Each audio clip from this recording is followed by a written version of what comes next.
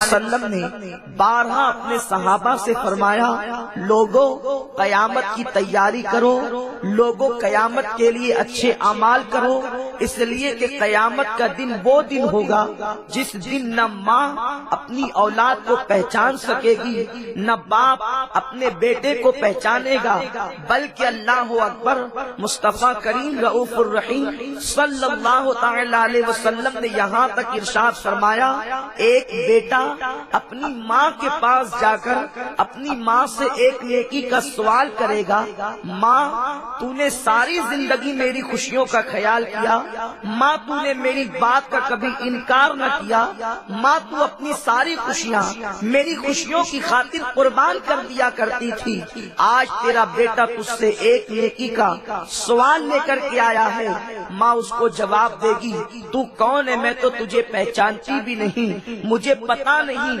میں نے کسی بیٹے کو جنم بھی دیا تھا یا نہ دیا تھا۔ میرے پیارے آقا صلی اللہ علیہ وسلم کے پیارے دیوانوں، قیامت کا دن وہ دن ہوگا جب سب کی زبانوں پر نفسی نفسی ہوگی، حتیٰ کہ میرے آقا مصطفیٰ کریم صلی اللہ علیہ وسلم کے علاوہ جتنے انبیاء کرام ہوں گے ان کی زبان پر بھی نفسی نفسی ہوگا۔ اللہ اکبر، یہ کیفیت اور حالات قیامت کے ہیں۔ قیامت کب آئے گی اس کو میرے آقا صلی اللہ علیہ وسلم نے اپنی امت کو واضح طور پر قیامت کا کوئی سنہ نہیں بتایا، قیامت کا کوئی سال نہیں بتایا، البتہ امت کی عبرت کے لیے، امت کی رہنمائی کے لیے، امت کی تعلیم کے لیے میرے آقا صلی اللہ علیہ وسلم نے قیامت کی کچھ نشانیاں بتائی ہے کہ جب تم قیامت یہ نشانیاں دیکھو تو سمجھ جاؤ قیامت تمہارے قریب ہے، اور اس کے بعد قیامت کی تیاری کرو۔ میرے آقا صلی اللہ علیہ وسلم کی احادیث میں کہیں پر قیامت کی 7 نشانیاں ہیں، کہیں پر قیامت کی 10 نشانیاں ہیں، کہیں پر قیامت کی 30 نشانیاں ہیں، کہیں پر قیامت کی 70 نشانیاں ہیں، غرض کے چھوٹی بڑی نشانیاں مختلف احادیث کے اندر آقا کریم صلی اللہ علیہ وسلم نے بیان کیا۔ آج میں آپ کے سامنے قیامت کی نشانیوں کے حوالے سے کچھ معروضات مختلف احادیث کے حوالے سے پیش کرنے کی سعادت حاصل کروں گا، تاکہ ہم اور آپ دیکھیں اور ماحول کا جائزہ لیں اور اس کے بعد پھر غور کریں کہ قیامت کتنی قریب ہے اور ہمیں قیامت کی تیاری کرنا چاہیے۔ ایک بات تو کہنے والوں نے کہا ہے کہ قیامت جب آئے گی ضرور آئے گی، لیکن ہر انسان کی قیامت اسی دن آ جاتی ہے جس دن اس کی موت واقع ہوتی ہے، اس لیے کہ جس دن انسان کی روح کا رشتہ اس کے جسم سے ٹوٹ جاتا ہے، انسان اس کے بعد پھر قیامت کی تیاری نہیں کر سکتا۔ اس لیے جب تک اللہ نے زندگی دی ہے قیامت کی تیاری کر لو، اس دن کی تیاری کرو جس دن باپ بیٹے کے کام نہیں آئے گا، ماں بیٹے کے کام نہیں آئے گی، دوستوں کا دشمن بن جائے گا۔ اللہ رب العزت ارشاد فرماتا ہے، الاخلاء یومئذ بعضهم لبعض عدو، کہ جتنے تمہارے دوست ہیں جو تمہیں گناہوں کی طرف لے جاتے ہیں یہ سب کے سب تمہارے دشمن بن جائیں گے۔ میرے پیارے آقا صلی اللہ علیہ وسلم کے پیارے دیوانوں، اس دن حساب ہوگا تو قرآن کہتا ہے فَمَن يَعْمَلْ مِثْقَالَ ذَرَّةٍ خَيْرًا يَرَهُ وَمَن يَعْمَلْ مِثْقَالَ ذَرَّةٍ شَرًّا يَرَهُ، اگر ایک ذرے کے برابر نیکی کی ہوگی اس کا بھی تمہیں دیکھنا ہوگا، ایک ذرے کے برابر گناہ کیا ہوگا اس کا بدلہ بھی تمہیں ملے گا، لیکن جب میرا کریم تمہیں تمہارے شر کا بدلہ دے رہا ہوگا، تمہیں تمہارے گناہوں کا بدلہ دے رہا ہوگا، جب وہ حساب کی کرسی پر اللہ اکبر اپنی شان کے مطابق جلوگر ہوگا تو میرے کریم کے غضب کے عالم کو قرآن یوں بیان کرتا ہے۔ یہاں لوگوں کی چرچر چلنے والی زبان، لوگ بے باکی کے ساتھ سوچتے ہیں کہ رب کی بارگاہ میں بھی گویا کہ ہم یہاں جیسے گفتگو کرتے ہیں وہاں گفتگو کر لیں گے۔ قرآن اس منظر کو یوں بیان کرتا ہے، یوم یقوم الروح والملائکہ صفا لا یتکلمون الا من العظیم، وہ دن کیسا دن ہوگا جس دن جبریل امین اور ان کے پیچھے سارے فرشتے صف بصف اللہ کی ہیبت سے کانپتے کھڑے ہوں گے. فرشتوں میں کلام کرنے کی جرأت نہیں ہوگی. جناب جبریل جو سارے فرشتوں کے سردار ہیں ان میں بھی کلام کرنے کی طاقت نہیں ہوگی. اللہ کی ہیبت سے کانپ رہے ہوں گے. آپ مجھے بتائیں جب معصوم اللہ کی ہیبت سے کانپ رہے ہوں گے تو ہم تو اپنی راتوں کو گناہوں میں گزارتے ہیں, ہم تو اپنے دن کو گناہوں میں گزارتے ہیں, ہم نے اپنی زندگی کو گناہوں کے لیے وقف کر دی ہے. آپ بتائیں ہم کیسے جواب دیں گے, اور جواب دے بھی کیسے سکتے ہیں؟ قرآن کہتا ہے وَتُكَلِّمُنَا أَيْدِيهِمْ وَتَشْهَدُ أَرْجُلُهُمْ بِمَا كَانُوا يَكْسِبُونَ. وہ دن کیسا دن ہوگا جب اللہ تمہاری زبانوں پر مہر لگائے گا اور تمہارے اعضاء اللہ سے کلام کریں گے. اس دن کا تصور تو کرو, اس کے لیے تیاری کرو. اطمینان سے مت بیٹھے رہو کہ پتہ نہیں قیامت کب آئے گی. ہمارے باپ دادا کہتے تھے قیامت آئے گی, آج بھی کہا جا رہا ہے قیامت آئے گی. یاد رکھو قیامت تو آ کے رہے گی, لیکن جس دن ہماری موت کا دن ہے وہی ہمارے لیے قیامت کا دن ہے. آثار قیامت, قیامت کی نشانیاں میرے آقا علیہ الصلوۃ والتسلیم نے بیان کیا. اب حدیث مبارکہ کی روشنی میں سنیں اور اس کے بعد غور کریں قیامت ہم سے کتنی قریب ہے, ہم قیامت سے کتنا قریب ہے. میرے آقا مصطفیٰ کریم رؤوف الرحیم علیہ تحیت و تسلیم فرماتے ہیں قیامت کی نشانیاں کچھ چھوٹی ہیں کچھ بڑی ہیں, اور مختلف اوقات میں قیامت کی نشانیوں کا ظہور ہوگا. ان میں سے قیامت کی نشانیوں میں ایک نشانی میرے آقا مصطفیٰ کریم رؤوف الرحیم صلی اللہ علیہ وسلم نے یہ بیان فرمائی, ماں اپنے آقا کو پیدا کرے گی, ماں سے آقا پیدا ہوگا. ماں سے آقا کے پیدا ہونے کا مقصد کیا ہے؟ محدثین ارشاد فرماتے ہیں ماؤں کو ایسی اولاد پیدا ہوگی جو اپنی ماؤں کے ساتھ ایسا سلوک کرے گی جیسا آقا اپنے غلام اور کنیز کے ساتھ سلوک کرتا ہے. ماں باپ بغیر مشورے کے کوئی قدم نہیں اٹھا سکتے. آج کا ماحول آپ دیکھیں, اگر باپ زندگی بھر کما کر ترقی پر لے گیا اور آج وہی کاروبار بیٹے کے ہاتھ میں ہے, اور باپ کو اگر کوئی کہہ دے کہ آپ مدرسے میں چندہ دے دیں یا آپ کے کام کر دیں, تو باپ کہتا ہے میں پہلے اپنے بیٹے سے مشورہ کروں گا اس کے بعد تمہیں جواب دوں گا. ماں کہتی ہے میں پہلے اپنے بیٹے سے مشورہ کروں گی اس کے بعد جواب دوں گی. میں مشورے کا مخالف نہیں, مشورہ کرنا اچھی بات ہے, لیکن مشورہ ماں باپ شفقت کی بنیاد پر نہیں کر رہے ہیں, یہاں اولاد کے شر سے بچنے کی بنیاد پر کر رہے ہیں. اس لیے کہ اگر میں نے اولاد کے مشورے کے بغیر مدرسے میں چندہ دے دیا, کسی غریب کی مدد کر دی یا کوئی فیصلہ کر لیا, تو میری اولاد مجھے ڈانٹے گی, مجھ پہ گھر میں پریشر ڈالا جائے گا, مجھے ذلیل کیا جائے گا, مجھے رسوا کیا جائے گا. آج اولاد نے اپنے ماں باپ کو غلام بنا لیا ہے. ماں باپ خود سے کوئی فیصلہ نہیں کر پاتے, ماں باپ کوئی قدم اٹھا نہیں پاتے.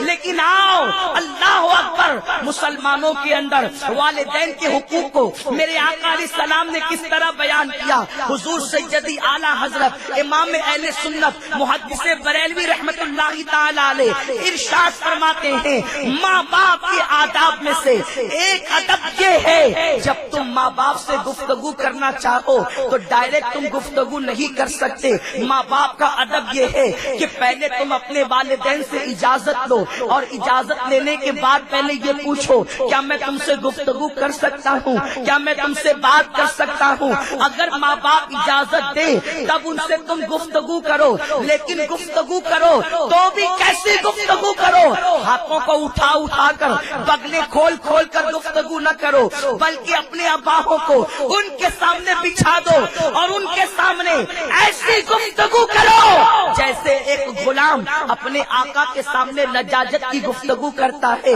جیسے ایک غلام اپنے آقا کے سامنے کلام کرتا ہے. میں تم سے پوچھنا چاہتا ہوں, حاجیوں کو دیکھو, نمازیوں کو دیکھو, صدقہ و خیرات کرنے والوں کو دیکھو, اتنا ماشاءاللہ مجھے آپ پر شک نہیں، کتنے وہ لوگ ہیں جو ماں باپ کے ساتھ اس طرح کی گفتگو کرتے ہیں، کتنے وہ لوگ ہیں جو والدین کے ساتھ گفتگو کرتے ہیں۔ میرے پیارے آقا صلی اللہ علیہ وسلم کے پیارے دیوانوں، جیسا لہجہ دوسروں کے ساتھ ہوتا ہے ویسا ہی لہجہ والدین کے ساتھ ہوتا ہے۔ یہ آثار قیامت میں سے ایک اثر ہے، یہ قیامت کی نشانیوں میں سے ایک نشانی ہے۔ میرے پیارے آقا علیہ الصلوۃ والتسلیم کے پیارے دیوانوں، ماں اپنے آقا کو پیدا کرے گی، ماں اپنے آقا کو جنے گی۔ آقا کریم صلی اللہ علیہ وسلم نے فرمایا، بلکہ معاذ اللہ کچھ لوگ والدین کی خدمت کرتے ہیں تو یہ سمجھتے کہ ہم نے بہت بڑا تیر مار لیا۔ اللہ اکبر، اوروں کا حال تو یہ ہے کہ اللہ اکبر اللہ اکبر، اگر دوستوں کی محفل ہو اور کبھی بیوی ہو بچے ہو تو انسان اپنے دوستوں پر والدین کو ترجیح بھی نہیں دیتا، اس انسان اپنے دوستوں پر اپنی بیوی بچوں پر والدین کو ترجیح بھی نہیں دیتا۔ حالات یہ ہیں کہ معاذ اللہ اگر والدین بوڑھے ہو جائیں تو انہیں گھر کا کچرا سمجھا جاتا ہے، انہیں معاذ اللہ اسی طریقے سے غیر ضروری سمجھ کر کے گھر میں رکھا جاتا ہے۔ کتنے وہ لوگ ہیں جو خالص وجہ اللہ ماں باپ کی خدمت کرتے ہیں۔ لوگوں کا حال تو یہ ہے، چلو بوڑھے ماں باپ کی خدمت کر لو، اگر خدمت نہیں کریں گے تو دنیا کیا کہے گی، دنیا تانا دے گی۔ دنیا کے تانے سے بچنے کے لیے آج لوگ ماں باپ کی خدمت کرتے ہیں۔ بہرحال میرا عنوان یہ نہیں کہ میں والدین کے حوالے سے مکمل گفتگو کروں، لیکن یاد رکھو میرے پیارے آقا علیہ السلام کے پیارے دیوانوں، اپنے ماں باپ کی قدر کرو۔ آقا فرماتے ہیں جس کی ماں اس سے ناراض ہے اللہ اس کے سجدوں کو قبول نہیں فرماتا، اللہ اس کی نمازوں کو قبول نہیں کرتا۔ اور قرآن نے تو فرمایا ماں باپ کے سامنے اف بھی مت کرو۔ یہ اف کا ترجمہ کیا ہے؟ اف کسے کہتے ہیں؟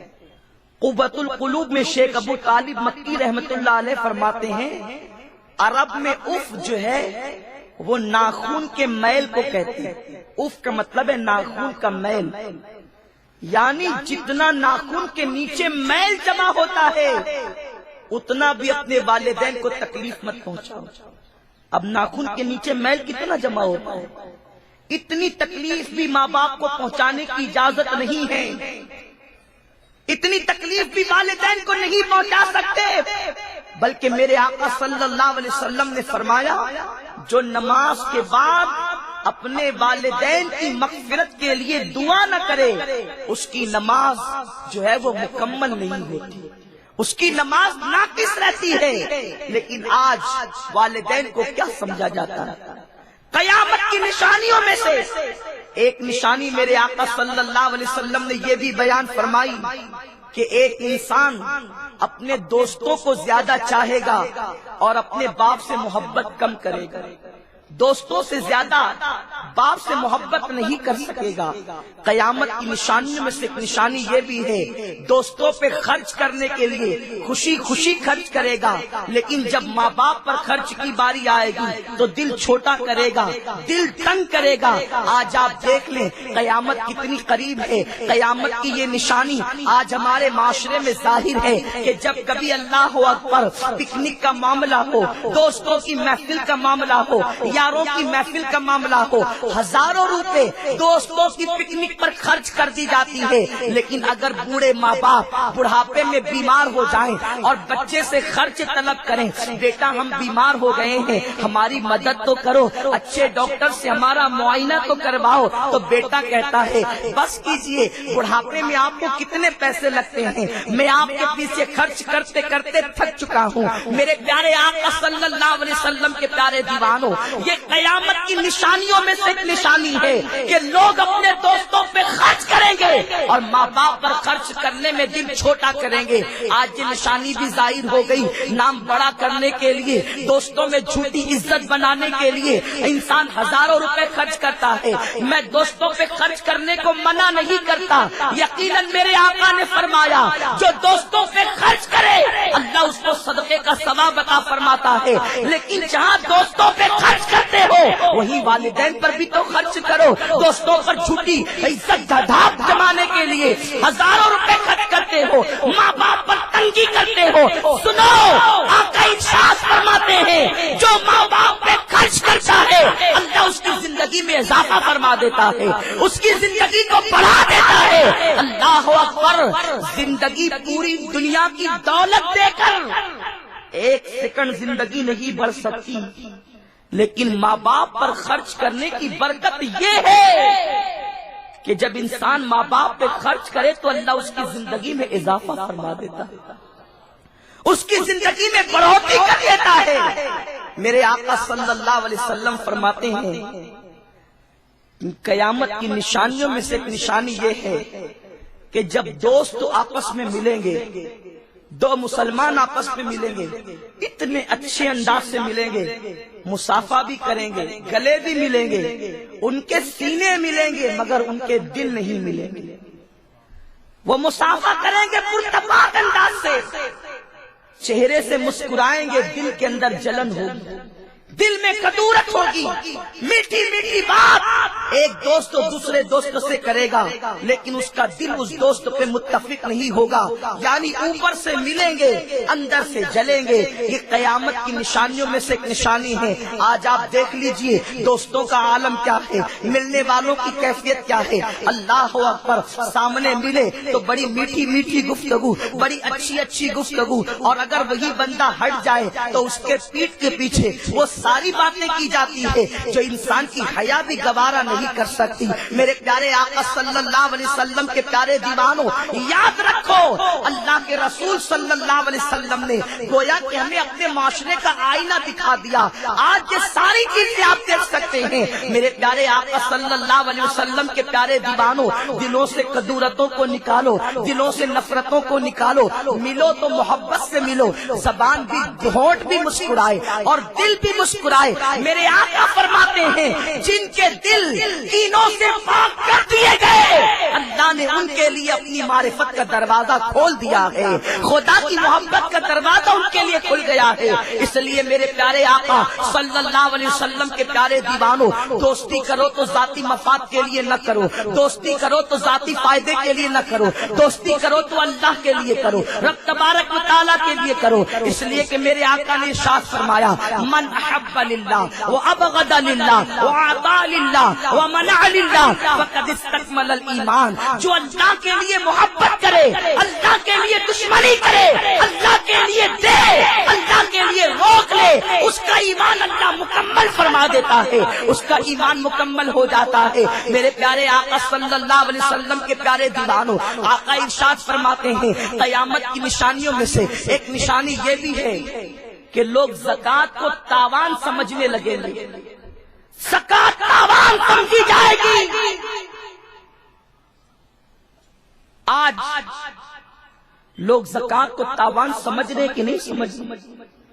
اگر علماء سے فتویٰ پوچھ لیا، مسئلہ پوچھ لیا کہ زمین پر زکوٰۃ ہے کہ نہیں ہے، اور لوگ غلط مسئلہ بول دیتے ہیں کہ ٹھیک ہے زمین پہ زکوٰۃ نہیں ہے، تو لوگ رمضان شریف آنے سے پہلے پہلے زمین اور پلاٹ خرید کر کے رکھ دیتے ہیں۔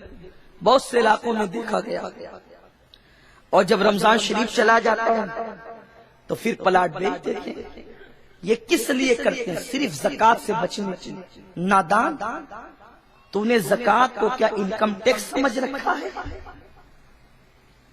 کہ آفیسران آنے کے بعد تو چھپا دے گا اور ان کی نگاہوں سے چھپ جائے گا، پھر چلے گئے تو پھر تو مزہ کرے گا؟ یہ زکوٰۃ اللہ کی مقرر کردہ ہے۔ تو کس نیت سے پلاٹ خرید رہا ہے تیرا رب تیری نیت کو جانتا ہے۔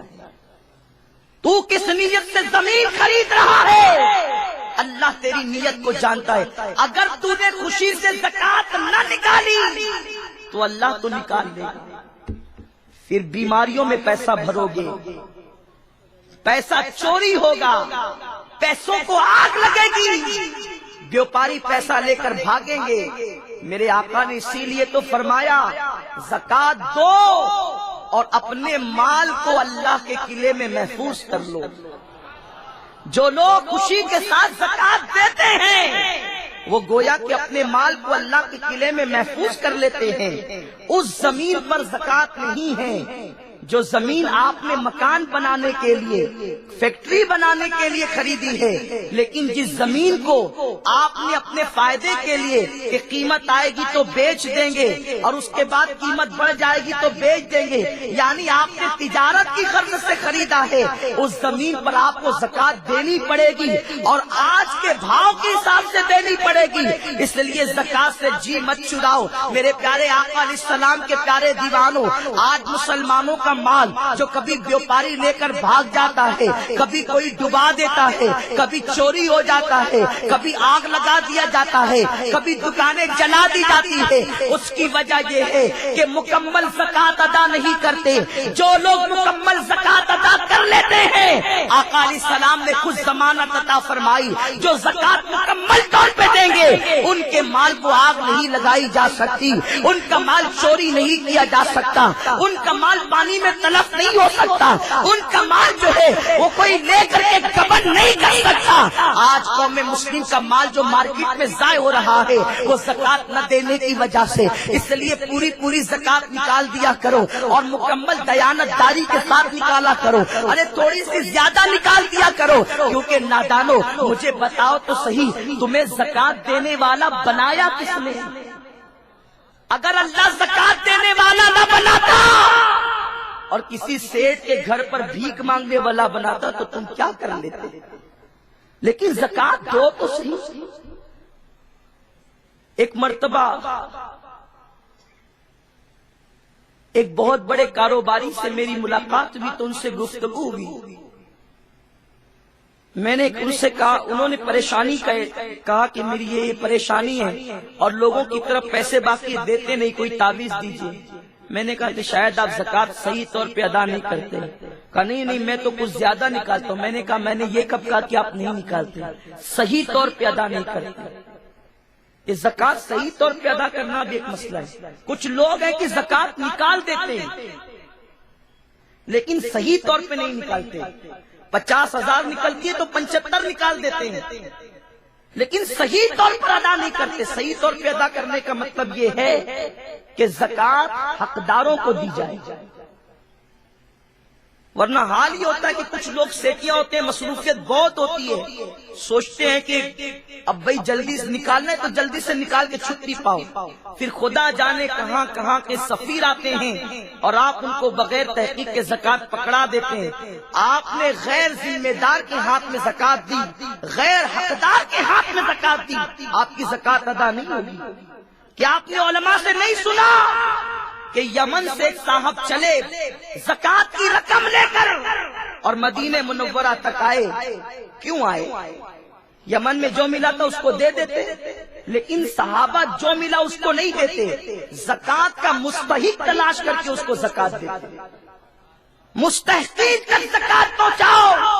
زکات کی صحیح ادائیگی کے لیے یہ بھی تمہاری ذمہ داری ہے کہ اگر تمہیں مستحق نہ ملتا ہو تو تم ڈھونڈ کر کے زکات دو۔ بلکہ یہاں تک وہ صحابی یمن سے لے کر مدینہ منورہ تک صرف غریب انسان ڈھونڈتے آ گئے، انہیں کوئی زکات کا مستحق نظر نہیں آیا تو انہوں نے غیر ذمہ دارانہ کام نہیں کیا بلکہ مستحق کو تلاش کیا۔ لیکن ہم تو مستحقین کو تلاش بھی نہیں کرتے۔ زکات مانگنے والا آیا ہے، اللہ اکبر، ہاتھ میں راڈو گھڑی ہے، بہترین نوکیا کا موبائل ہے اور وہ کہتا ہے میں غریب ہوں، تو ہم اپنا پیچھا چھڑانے کے لیے اس کے ہاتھ میں زکات رکھ دیتے ہیں۔ میرے پیارے آقا علیہ السلام کے پیارے دیوانوں، صدقہ نافلہ، نفل صدقہ آپ جس کو چاہے دے دے۔ سیدنا فاروق اعظم کہتے ہیں اگر کوئی عربی گھوڑے پر بیٹھ کر آئے اور چاندی کی جو ہے وہ زین لگا کر گھوڑے پر آئے اور مجھ سے نفل صدقہ مانگے تو بھی میں اس کو دے دوں گا،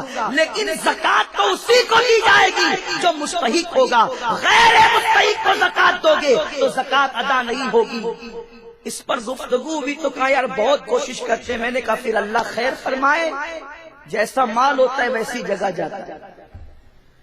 جھوٹ بول کے کماتے ہو تو لوگ لوٹ لے جاتے ہیں۔ وہ کہتے ہیں کہ ہمارا مدرسہ وہ فلاں علاقے میں ہے، پتا چلا وہاں جا کر کے دیکھو تو کوئی مدرسے کی بنیاد ہی نہیں۔ یہ حالات علماء کی ذمہ داری ہے کہ مقامی علماء یہ قانون بنائے کہ ہم جس کی تصدیق کریں زکات اسی کو دی جائے۔ ہر کس و ناقص کو زکات مت دو ورنہ تمہاری زکات خطرے میں پڑ جائے گی۔ ایک مرتبہ ایک شخص آیا حضرت محبوب الہی نظام الدین اولیاء کی بارگاہ میں اور کہنے لگا حضور میں نے زکات نکالی ہے، چاہتا ہوں کہ آپ اپنے مبارک ہاتھوں سے کسی کو دے دیں، آپ کے ہاتھ سے دوں گا تو قبول ہوگی، بڑی برکت ہوگی۔ محبوب الہی نے زکات ہاتھ میں نہیں لی، فرمایا خانقاہ کے باہر جاؤ، جو بندہ سب سے پہلے نظر آئے اس کو دے دو۔ اور دیکھا تو ایک محبوب الہی کے بڑے سیدھے سادے صوفی صفت مرید تھے اور واقعی وہ غریب بھی تھے، ان کے ہاتھ میں دے دیا، بڑی خوشی خوشی آئی کہ میری زکات صحیح جگہ گئی۔ پھر دوسرے مرید نے دیکھا، اس نے کہا حضور میری بھی زکات لے لیجئے اور آپ کسی اچھے بندے کو دے دیجئے۔ آپ نے فرمایا تو بھی باہر جا، جو پہلا نظر آئے اس کو دے دینا۔ تو دیکھا کہ ایک بندہ تھا جو شراب کے نشے میں ڈولتا ہوا آ رہا تھا، لیکن پیر کا حکم تھا، دے تو دیا لیکن دل میں کلک تھا کہ میرے پیسے سے یہ شراب پیے گا، عیاشیاں کرے گا، خدا جانے کیا کیا کرے گا۔ آیا ہاتھ جوڑ کے کہتا حضور اس کی زکات اتنے اچھے بندے تک پہنچی اور میری زکات عیاش تک پہنچی، آخر وجہ کیا ہے؟